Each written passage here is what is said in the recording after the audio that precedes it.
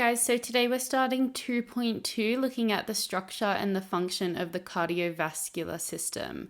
So we've already looked at the lungs, the ventilatory system, how oxygen gets into the lungs and transported to the heart. And now we're going to look at how the heart actually works and transports that oxygenated blood throughout the body. So it's quite a big topic. So I've broken it down into two sections. We're going to start off looking at the anatomy of the cardiovascular system. So some of the important structures. We're going to look at a bit of a breakdown of the blood and also of the heart and how the chambers of the heart work and how blood through the heart from the lungs and back throughout the body. And then we're going to go onto the physiology of the cardiovascular system, where we're going to look at the function of things like heart rate, cardiac output, VO2 max, and so on. So starting off with the anatomy, let's look at the breakdown of blood to begin with. So if you go to the doctor and you get your blood taken, it just looks like this red liquidy substance. When they spin that blood around in a little machine called a centrifuge, it actually breaks down into its specific parts. So firstly, we have the plasma. So the plasma is this yellow part of the blood. It transports the nutrients, it transports proteins, electrolytes, it contains the red blood cells and so on. So just like in the cell, the cytoplasm is the stuff that's sort of around all of the organelles. It's the same thing for plasma. Plasma is the stuff that carries our blood cells and things like that. So it's sort of just the structure around the important parts of our blood. So it makes up about 55% of the whole blood. Next, we have the erythrocytes, which are our red blood cells. So they're very important for transporting oxygen and carbon dioxide around the body. So oxygen can be taken in and carbon dioxide can be expelled. They also contain that hemoglobin structure that we saw in 2.1. We've got leukocytes, which make up less than 1% of our whole blood. And leukocytes are the name for our white blood cells that are involved in the immune system. So they defend against infections, bacteria, parasites, and viruses, and any other sort of foreign substances. Important to note that the leukocytes are the only component of our blood which have a nucleus and all of the other organelles that are necessary for its immune functions. And then finally, we've got thrombocytes, again making up less than 1%. And the thrombocytes is the fancy name for platelets. And our platelets are very important for blood clotting. So they prevent excessive bleeding. So whether that's inside the body, if you have a bleed inside the body, they sort of work to plug that hole. Even if you cut yourself on your skin and it's bleeding, the platelets are what form the scab. So they stop bleeding, they form clots or scabs to prevent this bleeding. Now, when we have a look at a picture of what they actually look like, we've got the erythrocytes, which we all know are red blood cells, making up 45% of our whole blood. We've got the leukocytes, which are those big white fluffy looking things. We've got the platelets, and they sort of look like irregularly shaped sort of cell fragments. So they're not all the same shape. And then the plasma is everything surrounding those components. Now, when we have a look at the different systems, we've got the arterial system and the venous system. So from the heart, the blood firstly gets pumped through the big elastic arteries, down to the muscular arteries, down to the arterioles, which are our smallest form of artery, and then finally to the capillary, which is where that gas exchange takes place. So they're the smallest part of the circulatory system, where nutrients, oxygen, carbon dioxide pass through cells and back into the blood. It returns to the heart back through the venous system, so the smallest part of the venous system being the venule, then to the big veins, and then back to the heart. So remember, arteries carry blood away from the heart, veins carry blood towards the heart, and then the capillaries are where that exchange takes place. And you've all seen a picture like this before of the capillary bed, which is those smallest parts of the circulatory system where all of the exchange goes on. All right, so the heart, it's the size of about 2 fists. If you put your fists together, that's about the size of your heart.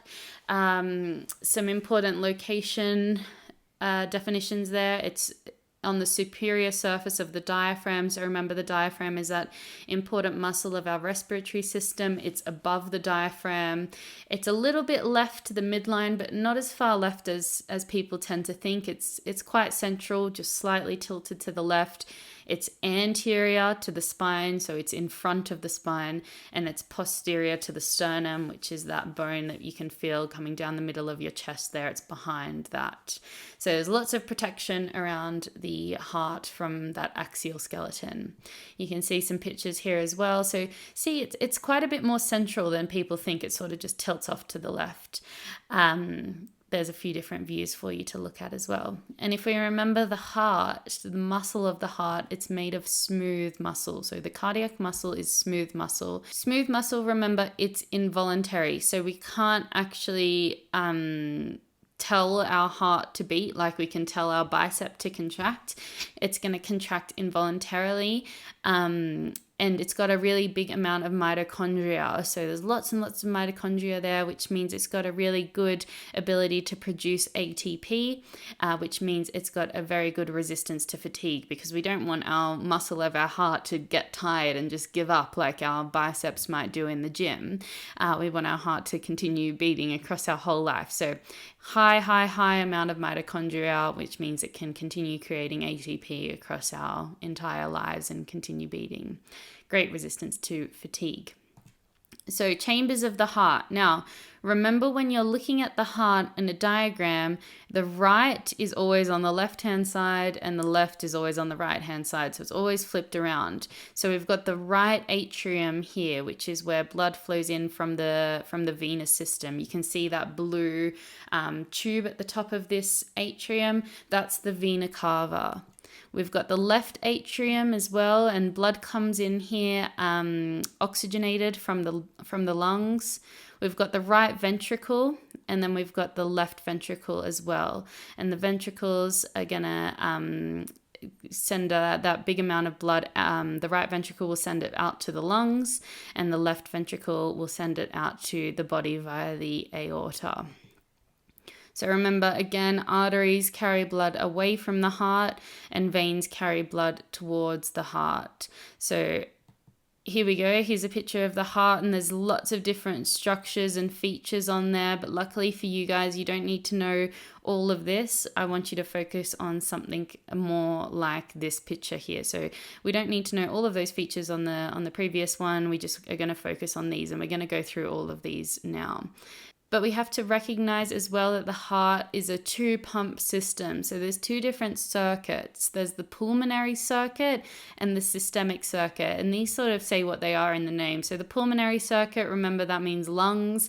This is the movement of the blood from the heart to the lungs for the oxygenation process. And then we have the systemic circuit, where the heart is going to move the blood to the systemic body, to the body, to provide oxygen and nutrients to all of the different tissues and cells. So you can see that clearly outlined here. So we take oxygen in at our lungs. It goes via the pulmonary vein to the heart. The heart pumps this out via the aorta to the body.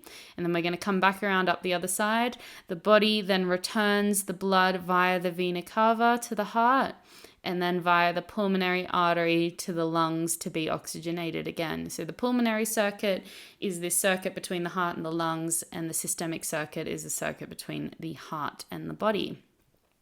Now, the atriums are the receiving chambers of the heart. So that's where blood comes in. So blood enters the right atrium through the vena cava. This is the deoxygenated blood. So veins carry the deoxygenated blood back to the heart.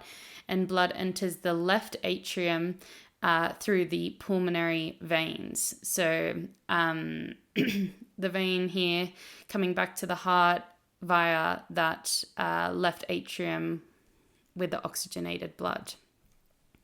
The ventricles are the discharging chambers, so they're going to send blood away from the heart.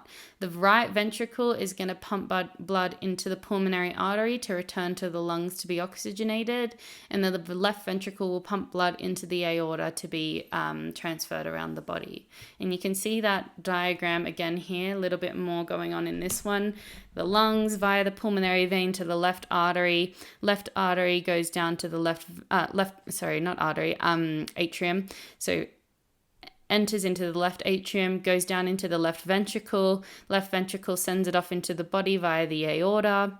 The body returns that blood via the vena cava to the right atrium. Right atrium returns to right ventricle. Right ventricle sends it back to the lungs via the pulmonary artery. Now, important to note as well, within our heart, we've got some valves that are very important because they ensure that there's no backflow through the valves. So they ensure this unidirectional blood flow. So they open and close to make sure blood is flowing in the right direction. We've got 4 valves in total. We've got 2 called the atrioventricular valves, and they lie between the atrium and the ventricles. They are the tricuspid valve and the bicuspid valve. And the bicuspid valve is also sometimes called the mitral valve as well. And then we've got our semilunar valves, which lie between the arteries and the ventricles. So they are the aortic semilunar valve and the pulmonary semilunar valve. And let's have a look at where they are on the actual heart here. So you can see the pulmonary semilunar valve, firstly, it lies between that right ventricle and the pulmonary artery there. And then we've got the aortic semilunar valve as well, lying between the left ventricle and the aorta. We've got the bicuspid or the mitral valve in between the left atrium and the left ventricle. And then we've got the tricuspid valve in between the right atrium and the right ventricle. So they're important to prevent this backflow of blood.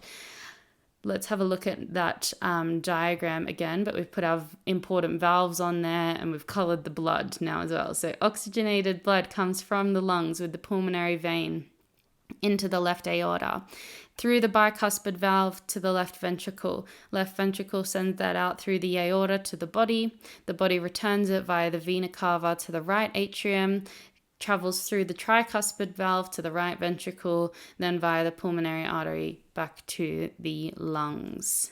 And in a really simple way, it looks like this. We've got our pulmonary circuit, which is our blood traveling to the lungs and the heart, and then our systemic circuit, which is the blood traveling from the heart to the body and back. Now, importantly as well, with the heart being a muscle, it's going to need its own blood supply, and it gets this from the coronary arteries. So coronary circulation is the circulation of blood which goes to the muscle of the heart, so that the heart can continue producing ATP and getting energy to continue beating. And that comes through the coronary arteries. You don't need to know any more about this other than the coronary arteries are what supply the heart muscle with its own oxygen and blood and nutrients. Okay, so that's anatomy of the cardiovascular system. We're going to move on now to the physiology of the cardiovascular system, and we've got quite a few features to look at here. So we're going to talk about heart rate, stroke volume, cardiac output, VO2 max, cardiovascular drift, blood pressure, blood distribution, and finally cardiorespiratory fitness. So there's quite a few important features of the cardiovascular system to get through here. We're going to start with heart rate. So the most simple one, heart rate. It's the number of times a heart beats in a minute. And resting heart rate, it declines about 50% from birth to maturity. So when you're born, your heart rate is super high. At rest, a child's heart rate is consistently higher than an adult's. A newborn's heart rate's about 130 beats per minute. And that can sort of range between 120 and 140. But with age, the resting heart rate progressively declines. So by 1 year old, the resting heart rate will have declined to 90 beats per minute. And this continues into adolescence as well, where males have about 57 to 60 beats per minute and females have 62 to 63 beats per minute. So importantly, it declines when we're born. And then when we are adults, it sort of stays the same for quite a long time. So adult male, average resting heart rate is 70 to 72.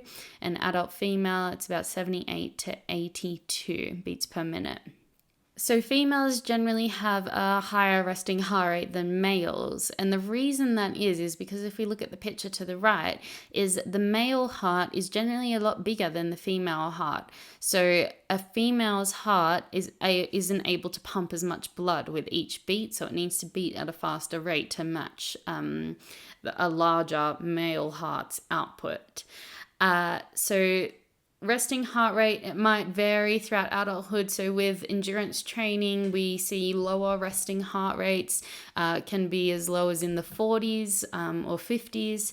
And there's generally little change until around 60 years old where the heart rate begins to decline. So as we get older, at around 60, that resting heart rate declines. And then during exercise, especially, older people's heart rate doesn't increase as much as it does in younger people, and that's known as the maximal heart rate. So if we do an all-out effort or if we go for a really long run, older people have a lower maximal heart rate. And you've probably seen these prediction formulas for maximal heart rate before.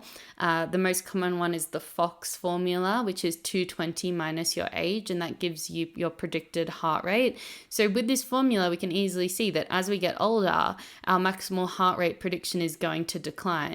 Remember, it's just a prediction. It doesn't mean that that's your actual max heart rate. And the Tanaka formula, which involves a little bit more maths, is generally a little bit more accurate. But with each of these formulas, if we compare a 20-year-old to a 60-year-old, we'd see very different predicted heart rate maxes. So as we exercise, or as we age, our heart rate or our maximal heart rate declines. So for children and adolescents, it's generally between 195 to 220. The formulas don't work super well for children and adolescents, so it's they're not very accurate, but they're more accurate for adults. And our max heart rate declines, you can see there, around 0.87 to 1.02 beats per year. So it's about 1 beat per year we're declining in our maximal heart rate. And this can't be offset by training, and we can see that here, that if we can look at the first graph, we've got maximal heart rate on the y-axis and age on the x-axis. In both men and women, our maximal heart rate declines at a very similar rate.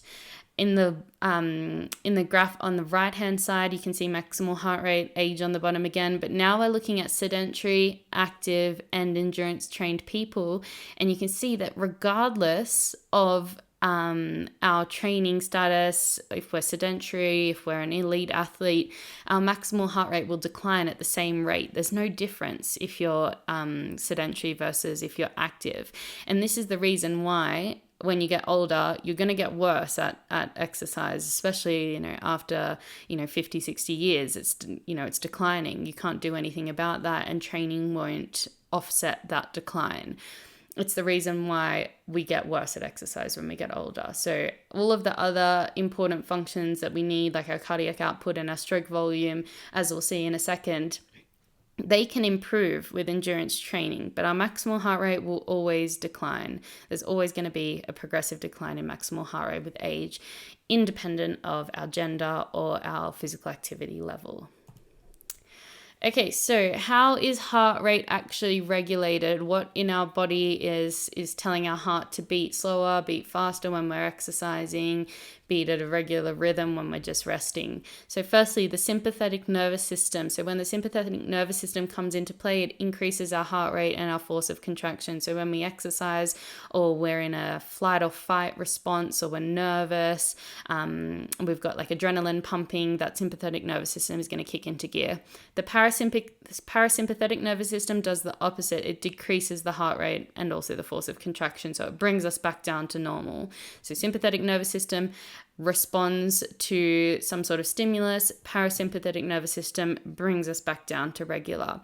And adrenaline, I said it before when I spoke about the sympathetic nervous system, it's a very important hormone, also sometimes called epinephrine. So if you ever see epinephrine, just know that means adrenaline as well. that's released during periods of high stress or exercise, which tells that sympathetic nervous system to increase the heart rate and the force of contraction. So adrenaline, very important hormone for increasing the heart rate. Now, intrinsic regulation is within the heart. So extrinsic regulation was things outside the heart that are regulating heart rate. What's happening inside the heart rate, inside the heart to regulate that beating? So there's two nodes that we need to know about. Firstly, the sinoatrial node, and sometimes people call this, nature's pacemaker of the heart.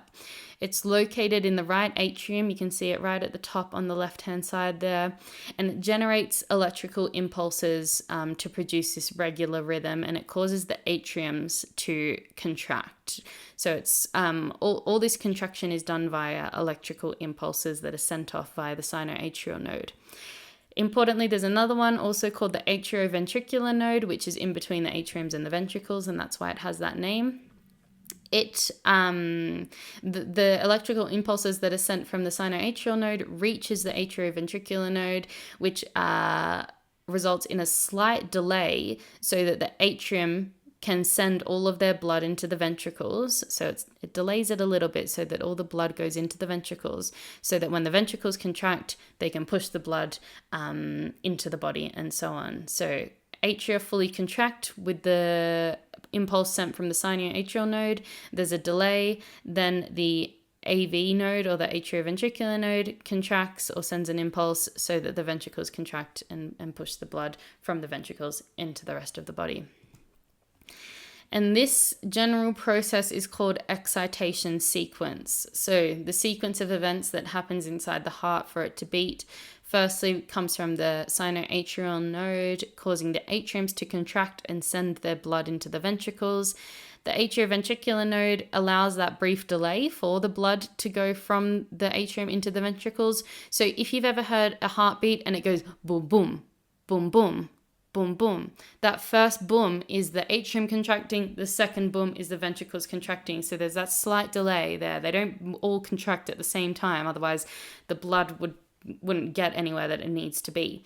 So atrioventricular node allows this brief delay. It sends the impulse down the bundle of His, which goes through the ventricles, and then finally to the Purkinje fibers to make sure that all of those, the muscle of the ventricles is fully electrified and ready to pump, and then it contracts. So sinoatrial node to atrioventricular node to bundle of His to Purkinje fibers. You don't need to know too much about the anatomy of these. Just remember that order. It's 4 steps, the excitation sequence. Sinoatrial node, atriums contract. Atrioventricular node allows the brief delay, sends it to the bundle of His, sends it to the Purkinje fibers. So all of the ventricles are now ready to contract, and all of that muscle at the bottom contracts and sends the blood through the body from the ventricles. Okay, stroke volume. So stroke volume is the amount of blood that's ejected from the left ventricle into circulation with each contraction of the heart. So it's how much blood is coming out to the body in each heartbeat. And it's influenced by a few things. For firstly, the size of our heart. So the bigger our heart is, the more blood that can get into that left ventricle and the more blood that can be pushed out. It's influenced by the contractile force of the myocardium.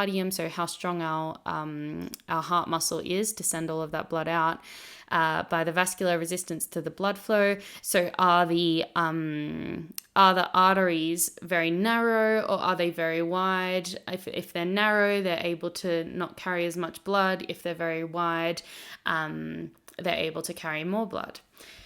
And then finally, by the venous return. So how much blood is being returned by the veins into the right side of the heart. So if we're not getting much blood returned to the heart, there's not going to be much blood to be able to pump back into the body. So stroke volume, we just need to know is the amount of blood that's ejected by the heart into the body. So it's substantially lower in children than adults, and that's because children have a much smaller heart than adults, so they're not able to get as much blood in there and pump as much blood out. At birth, it's about 4 milliliters per beat. In adolescence, it increases to 40, and then in the adolescence growth spurt, when our body sort of turns into its adult size, it becomes around 60 millimeters per beat. So if we put those values into perspective, if you go to a bar and order a shot, normally that's 30 mils of alcohol. So from birth, we have got only 4 mils, which is very, very tiny. It's also the reason why at birth we've got a higher heart rate, because we're not able to pump as much blood with each beat. So our heart rate increases to compensate for that. So that if we're only pumping 4 milliliters per beat, if I increase my beats, I can get more blood out over that minute, versus at the adolescent growth spurt, if I'm pumping out 60 milliliters per beat, which is 2 shots per beat, my heart doesn't have to pump it as fast to get a high value there. Now let's have a look at adulthood. So in an untrained male adult at rest, stroke volume can be anywhere between 60 to 100 milliliters per beat, and during exercise our stroke volume increases. We've got more blood returning to the heart, we've got more blood pumping out of the heart, we've got a higher demand of oxygen, so our stroke volume is going to increase, and it can become 100 to 120 milliliters per beat in an untrained adult. In someone who is endurance trained, they become more efficient at pumping blood out of the heart, so the stroke volume can become around 100 to 120 milliliters per beat at rest, which is also why we see lower resting heart rates in endurance trained adults, because their heart is more efficient at pumping blood. They've got a bigger heart, more venous return, less resistance to the blood flow, so their heart doesn't need to pump as much to get that blood around when they're resting. During exercise, again, this will increase. It can be around 150 to 170 milliliters per beat. So stroke volume in females is always a little bit lower. It's always about 25% lower, just given the smaller size of the heart. And as we get older, it can decline as well. So the heart becomes less efficient. The arteries and veins might narrow with, we've got things like atherosclerosis, where we've got, if we eat a bad diet, we can get the arteries, and the arteries can become narrower, or they can, so that they're not able to pump as much blood. So normally declines about 30% from 25 to 85 years old. But that decline can be minimized with training, diet, and so on. So the healthier we are, the more efficient our heart and our stroke volume is as we age. Now, cardiac output is just a equation between stroke volume and heart rate. So it's the amount of blood that can be pumped out of the heart into the body in 1 minute. So cardiac output equals heart rate times stroke volume.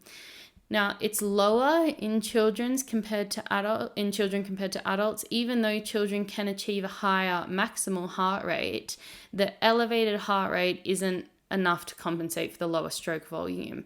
So even though a kid's heart can beat more per minute, it's still just not going to be able to pump the same amount of blood in each beat, the same stroke volume.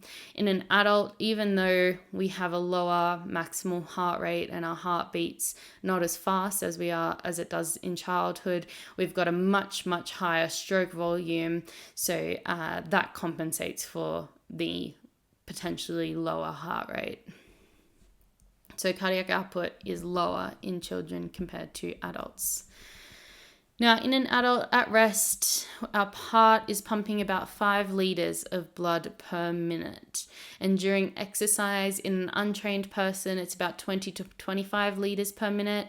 In a trained person, it's about 30 to 35 liters per minute. So with training, you're able to pump out much more blood within a minute than you are untrained, so your working muscles can receive more oxygen and improve the performance there as well. Cardiac output will decline with age, but again, it can be minimized through aerobic training. Okay, VO2 max. So maximal oxygen consumption, it represents the sort of functional capacity of the oxygen transport system. It's how much oxygen our muscles can use. It's also sometimes referred to as our aerobic capacity as well. So we know that during exercise, there's an increased need for oxygen among the active muscles. The muscles that are working need the oxygen to create the energy to keep contracting and keep working. So the human body, it's able to sustain physical work for extended periods. Well, our ability to sustain physical work for extended periods is directly related to the ability of the oxygen transportation system to the working muscles. So if we can get more oxygen to the working muscles, we're able to do more work or increase our aerobic system. The largest amount of oxygen that an individual can utilize during exercise is our VO2 max, and that stands for volume of oxygen maximal. So it's the max amount of oxygen that we can use, and it's our measure of our physical working capacity. It's measured in milliliters per kilogram per minute, and often you see it measured in a setting like this picture here. So this is the gold standard measurement. You've got a tube in your mouth, which reads how much oxygen and carbon dioxide is coming in and out. You can see this guy's got his nose plugged here so that he's not breathing through his nose at all. So it's a really difficult test. It's very hard to measure in young children, because imagine putting a tube into a kid's mouth and blocking their nose and telling them to run an all-out maximal effort. So normally when we look at the normative values in young children, it's very hard to test. So let's have a look at some normative values now. So you can see age down the side. We've got boys and girls. Now, the 50th percentile is the average. For 12-year-old boys, it's about 42. Compared to 18-year-old boys, it's about 46. So it increases with adolescence. In girls, it's about 39, and at 18, it's about 37. So this decreases with adolescence. They've actually gone down as they've gotten older. So we've got average VO2 max results for boys and girls age sort of 12 to 18 here. For boys, it increases from those years. For girls, it decreases. Versus the 95th percentile, again, for boys at 12 years old, it's about 59, and at 18, it's 64. So these are like the top range scores. For girls, it's about 55 at 12 years old and about 53 at 18 years old. So we can see, again, it is declining in girls versus increasing in boys. And some of the reasons that may be are listed here. So boys exhibit an increase in VO2 max during adolescence due to increases in body size. So their hearts grow bigger, their lungs grow bigger, so they're better able to distribute that oxygen around the body. Whereas in girls, the decline in VO2 max, it's likely due to an increase in fat mass. So fat mass is just not conductive to VO2 max at all. It's just kind of wasted space. It's not going to help us. And we've got a lesser degree of muscle development, especially in the lower extremities. So in the legs, we don't have as much muscle. So less muscle to use the oxygen will mean a lower VO2 max. So even if we've got big lungs and a big heart, if we don't have, if we have smaller muscles, there's less space to take up that oxygen. So we're going to have a lower value for the amount of oxygen that we can actually utilize. All right, and then in adulthood, so 50th percentile, again, we've got the averages. So for men at 20 to 29 years old, it's about 43, and that declines now as we get older to about 30 from 70 to 79 years old. In women, again, around 50 percentile is 37.8 in the 20s, and that declines to about 27 in the 70s. In the 95th percentile, which is the top scores for men and women in these age groups, for men it's about 55 in the 20s and about 43 in the 70s. For women, about 49 in the 20s, declining to 37 in the 70s. So in men and women, we see a decline in the average and high percentile aerobic capacities across the decades of the adult lifespan. You'll also notice on this table that there's two values, so you can see the first number and then there's a second number in brackets, and these are just values from two different sources. So one group of researchers says one number and another group of researchers says the average is around another number, so you can have a look at the differences there and notice, it might be somewhere in between these two numbers actually. You guys don't need to know the values, just know the trends that it declines in adulthood. So it declines about 9% per decade from 20 to 79 years for age, and that's for both men and women.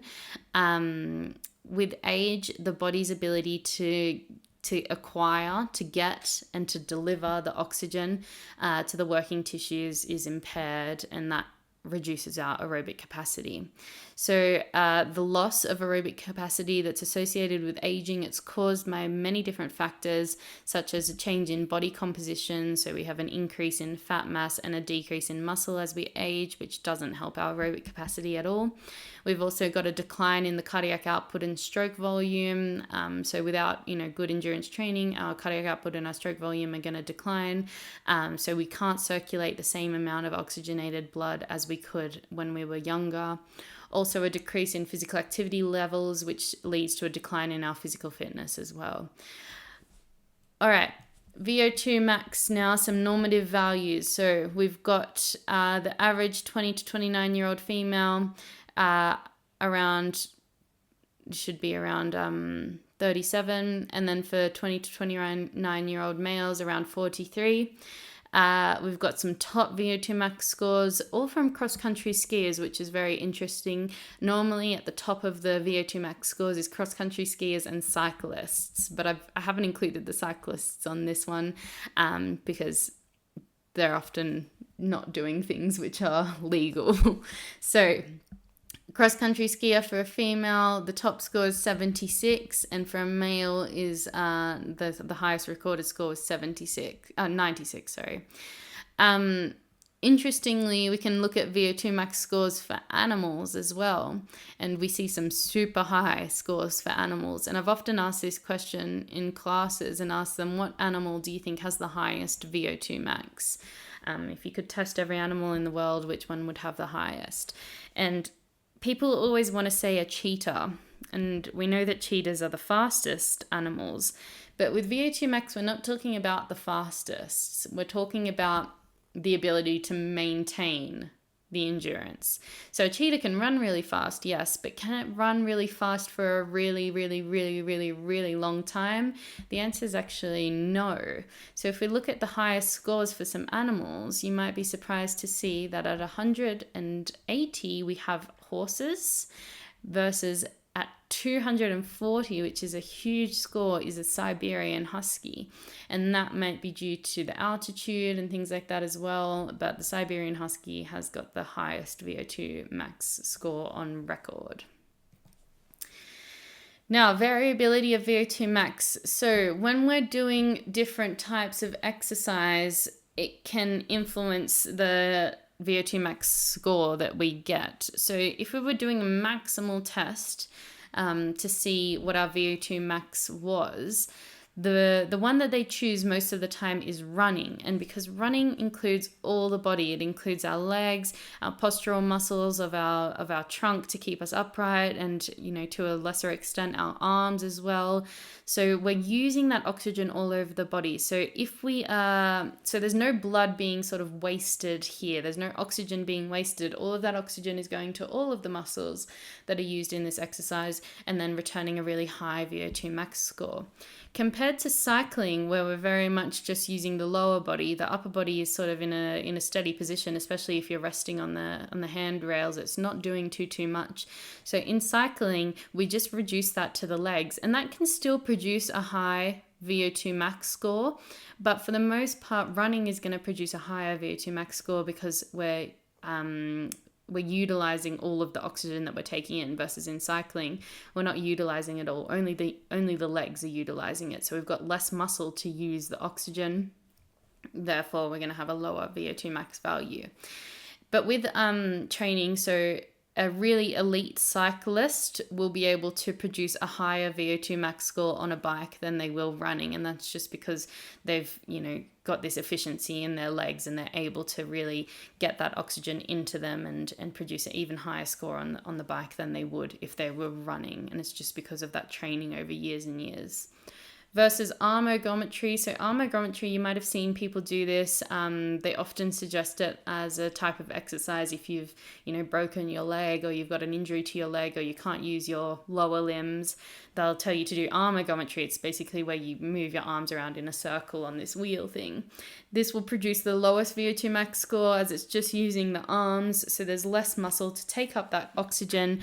So the VO2 max score will be less efficient or lower, as there isn't enough muscle to actually utilize the amount of oxygen that you're breathing in.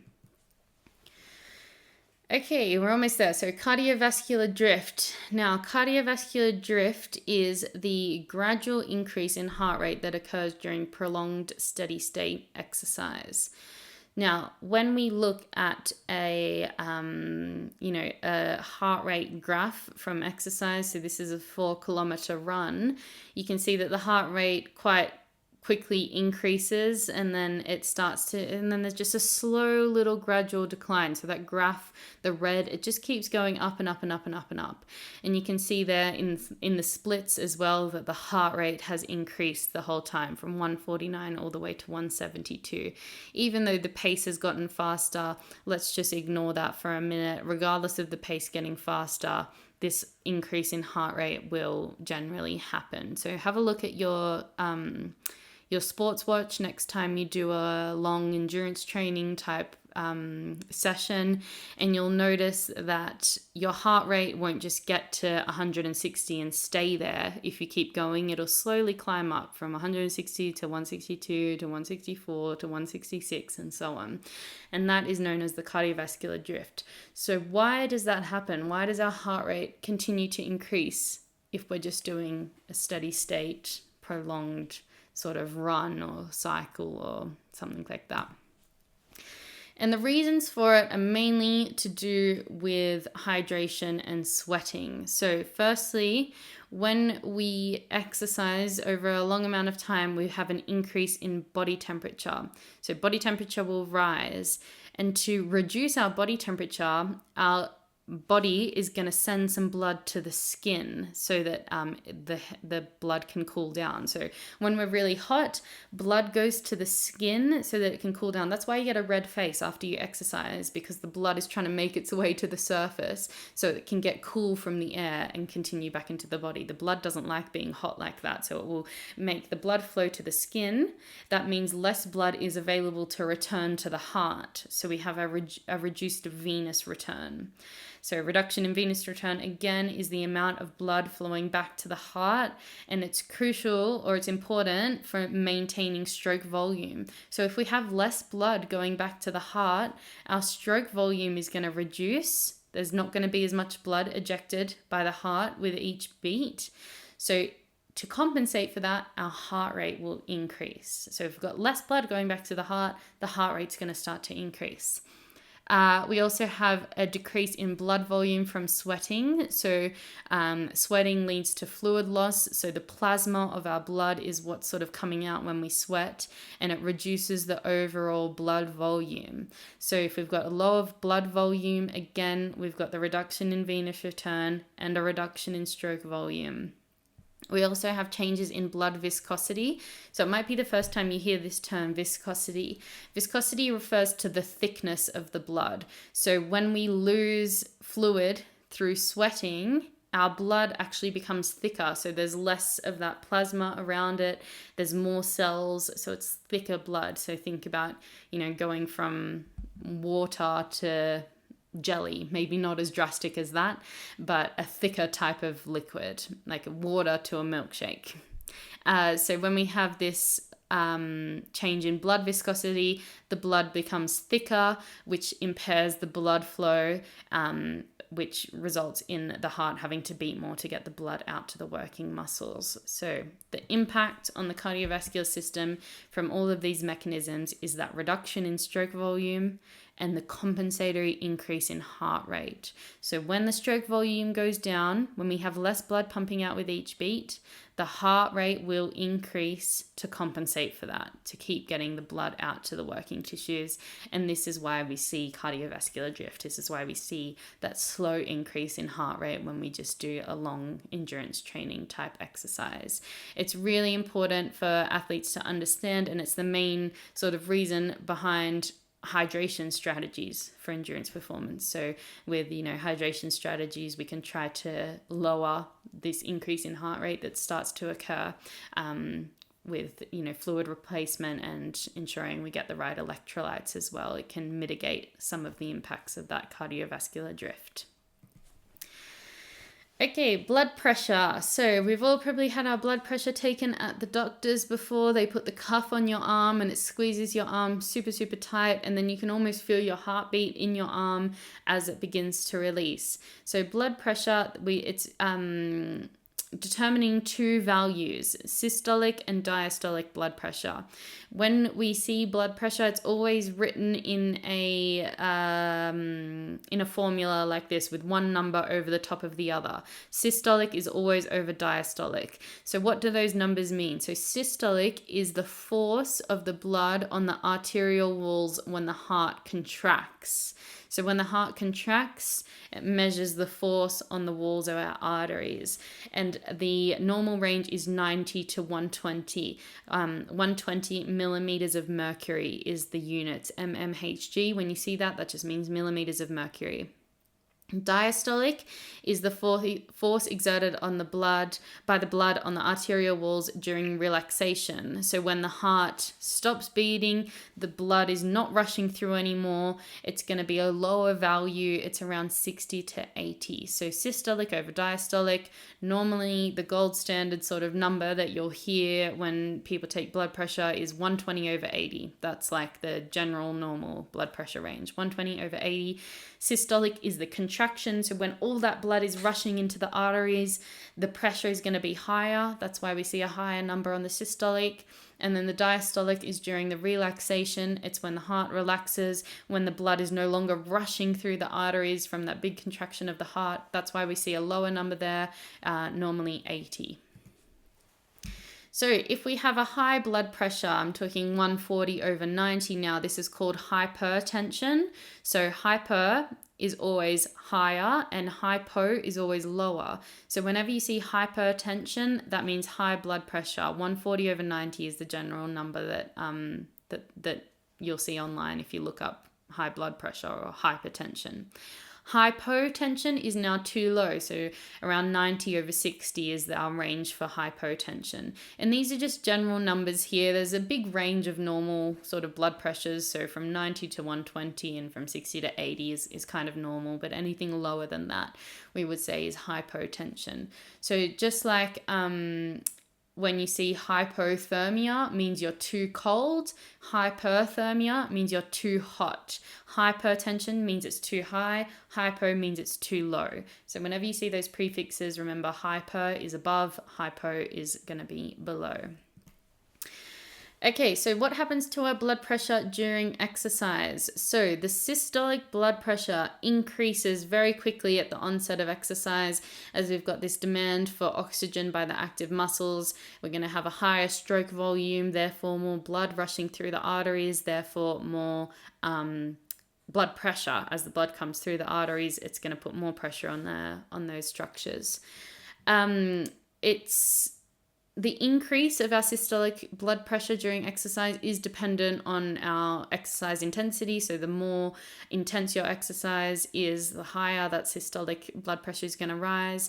Your fitness level, so the fitter you are, you can actually reduce that increase because as you become really fit, what can happen is the arteries become more elastic and less resistant to the blood flow.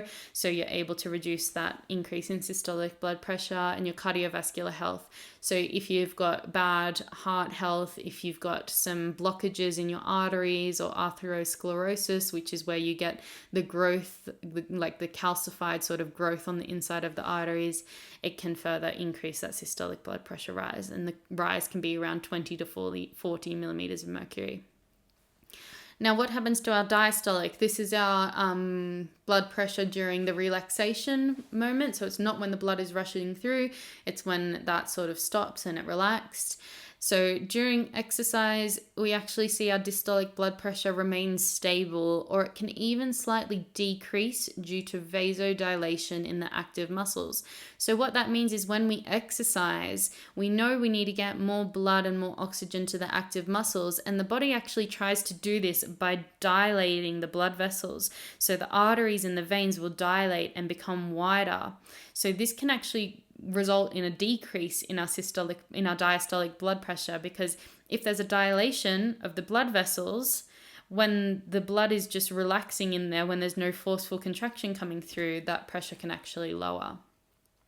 So well-trained people might have a lower increase in systolic blood pressure as their venous system or their circulatory system becomes more elastic and more able to withstand the increases in stroke volume and the blood rushing through, and a more stable diastolic blood pressure during exercise because they have these enhanced cardiovascular adaptations, which is generally the elasticity of the arteries.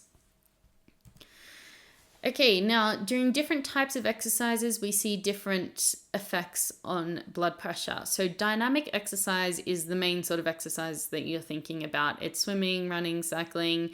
It's large muscle groups performed over a sustained period. So all of our aerobic exercises are generally dynamic exercises. This results in an increase in systolic blood pressure with a stable or slightly decreased diastolic blood pressure. So just like what we said before, increase in systolic, stable or decreased diastolic. Now, what happens with a different type of exercise known as static exercise? So a static exercise is muscle contractions without significant joint movement. This is our isometric exercises, basically. It's the best way to think of it. Static holds, wall sits, yoga poses. Now, when we do static exercise, we actually have sharp increases in both systolic and diastolic blood pressure. So we've got high muscle tension and the muscles aren't moving. They're creating pressure, they're creating compression on the blood vessels, which leads to a big increase in both systolic and diastolic blood pressure. So regardless of the sort of hold that we're doing, whenever we're holding, we're tensing, we're doing an isometric contraction, we're going to have a big increase in systolic and diastolic. So again, just a reminder, you can see here with our static exercise, systolic will increase, diastolic will increase. With our dynamic exercise, which is our running, swimming, cycling, all of our aerobic exercises where we're moving around, we're going to have an increase in systolic as the stroke volume increases, more blood is going through the arteries, increasing that blood pressure when there's the contraction of the ventricles, versus the diastolic, it may actually remain stable or decrease because this is when the ventricles are relaxing, there's no more blood running through the arteries, and the arteries are going to actually be slightly dilated because of the need for getting blood to the working muscles, and because of this dilation, there's a lower or stable diastolic blood pressure. Okay, so blood distribution now. So when we're at rest, where does our blood go? Where does it live? What's it going to? So if we're not exercising, about 20 to 25% of our blood is working within our digestive system. About 20% is within the kidneys. 15 to 20% is going to the muscles. 15% to the brain, 5% to the heart, to the skin is about 4 to 5%, and to the other organs about 15.5%. So when we're at rest, our blood is distributed through the important organs that need the blood, so the digestive system to, digest the food that we've just eaten, the kidneys to filter the blood, and so on. Now, when we're exercising, this changes, and there's a couple of important changes. So firstly, there'll be a massive increased blood flow to the skeletal muscles. That's firstly due to the vasodilation of those vessels. So like I said before, vasodilation means the arteries are expanding, they're becoming wider, so more blood can get to the working muscles. And during intense exercise, muscles can receive up to 80 to 85% of cardiac output to get that oxygen that they need to continue to exercise. There's going to be a decreased blood flow to non-essential organs. So the vessels that go to our non-essential organs will constrict so that less blood goes to them. More blood can go to the working muscles. So it'll constrict the non-essential organs like the digestive system and the kidneys. So when you're exercising, your body's not really focused on, digesting that food that you ate a couple hours ago. It's going to redirect the blood to the working muscles. The blood flow to the vital organs will be maintained. So the blood flow to the heart and to the brain will stay the same because we need our heart and we need our brain. The body's not going to say, oh, okay, we're exercising now. Let's take some blood away from the brain and send it to the muscles. So you can see in this picture here, if we look at that diagram with the dots in it, you can see at rest with the dots in it, there's hardly any blood going there, versus exercise, at maximal exercise, that area with the dots. So for the key there, A would be our skeletal muscles or our working muscles. So compared to at rest, when we're doing maximal exercise, they get all the blood that we're pumping out. Well, not all of it, but a lot of it. Okay, cardiorespiratory fitness, we've all probably heard this before as aerobic fitness. It's the overall capacity of our cardiovascular and respiratory systems and the ability to carry out prolonged exercise. Now, with low cardiorespiratory fitness, if you aren't very aerobically fit, it can be associated with some cardiovascular disease risk factors. So low cardiorespiratory fitness or low aerobic fitness can be associated with high triglycerides. Triglycerides are just another words for fat. So high circulating fats in the blood system, in the liver. Total cholesterol can increase, insulin sensitivity can increase. We have an increased blood glucose, increased waist circumference, and blood pressure. And each of these 6 things listed here aren't good. On their own, okay, they might not be a death sentence, but if we have a few of these different risk factors, that can really increase our risk of having a cardiovascular disease. And cardiovascular disease, it's a term which sort of covers all diseases of the heart and the blood vessels. Now, a disease of the blood vessels of the heart is called coronary heart disease or coronary artery disease. So remember, those coronary arteries are what supply the muscle of the heart with its oxygen. And if we have a disease of these blood vessels, it's called coronary artery or coronary heart disease. So there's a few behavioral risk factors that increase our likelihood of developing a cardiovascular disease. These can be an unhealthy diet, inactivity, smoking and alcohol, and then physiological risk factors as well. So if we have a high blood pressure at rest, that's not good. It's putting a lot of pressure on our circulatory system. If we have raised blood glucose, raised blood lipids, so blood fats or triglycerides, and cholesterol, it's also not good. These can block our arteries, make our arteries narrower. I said before, atherosclerosis, that can be caused by high cholesterol and high triglycerides or fats in the blood, which end up forming little sort of plaques in the blood vessels and reducing that and making the sort of blockages within our blood vessels. Overweight and obesity as well. So if we look at our cardiorespiratory fitness or our VO2 max over the lifespan, again, so we've got age on the x-axis, VO2 max on the y-axis here, you can see that in a 20-year-old sedentary person, it's quite a lot lower than a 20-year-old aerobically trained person. Now, regardless of aerobically trained or sedentary, we're going to have a decline as we get older. But if we do aerobic training, we increase our starting point. So they're at a much higher point when they're younger. So when that aerobic fitness or the VO2 max declines with age, they don't reach something called the frailty threshold as quickly. And you can see the frailty threshold, which is written on the graph there. So the frailty threshold is defined as a VO2 max of less than 18. If you have a VO2 max of less than 18, it's likely you're getting ready to have heart surgery. It's not good. It's very, very, very low. So with aerobic training, we push up that ceiling so that when we age, we don't reach that as quickly. And you can see in this graph as well, if you look at the arrows, that a 50-year-old sedentary person in some cases might have the same VO2 max as an 80-year-old aerobically trained person. So by increasing our aerobic fitness, we push up our ceiling so that we don't reach this frailty threshold whilst we're still, youngish, I guess, as we age, but whilst we're 70 or 80, we still have the VO2 max of a 50-year-old. All right, cardiorespiratory fitness, last one. So training adaptation. So what actually happens when we do aerobic training, when we train our cardiorespiratory system? Firstly, we increase the size of the left ventricle. So by making the heart bigger and stronger, and mainly on that left ventricle side, it's going to be the overall heart though. We can increase our stroke volume. So more blood can come into the heart. We've got stronger muscles of the heart to be able to push that blood out. We increase our cardiac output as well, which is a direct result of the increased stroke volume. And we increase our VO2 max. So our heart is more efficient at pumping blood out and into the working muscles. Therefore, our VO2 max goes up as we can utilize more oxygen from that blood which is being pumped.